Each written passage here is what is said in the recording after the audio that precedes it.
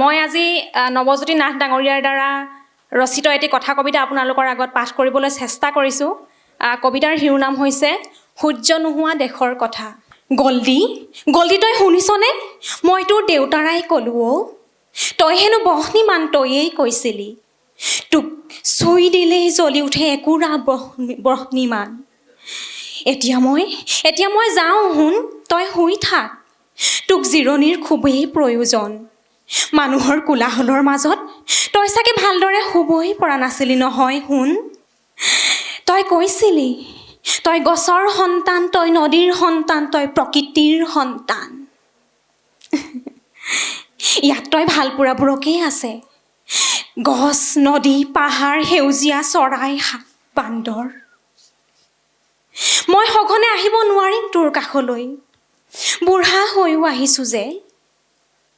3খন চিতাৰ জুই বুকুত সামৰিছোঁ, ইমান জুইৰ উত্তাপ মই সহিব নোৱাৰোঁ অ' শুন।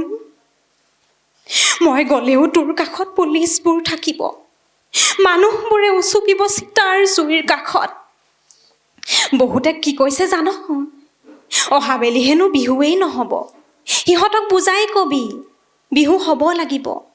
হয়তো আগতে যিদৰে বিহু হৈছিল, যিকেইটাই বিহুৰ পেণ্ডেলৰ খুটাত বগাইছিল, বোকাত লুতুৰি পুতুৰি হৈ নাচিছিল, সিহঁতে হয়তো আন্ধাৰৰ কোনোবা চুকত হিয়া ঢাকুৰি কান্দিব। কিন্তু বিহু হ'ব লাগিব। মোৰ এটাই প্ৰশ্ন আছিল, এই ল'ৰামুখাক তই কিয় ইমান বলিয়া কৰিছ? তোৰ কি শক্তি আছে তোৰ এটা চিঞৰত লুইতক উজাই যাবলৈ বাধ্য কৰাব পাৰ? জানো তোৰ কোনো জাতি নাই, তোৰ কোনো ধৰ্ম নাই, তই মুক্ত, তয়েই কাঞ্চনজংঘা।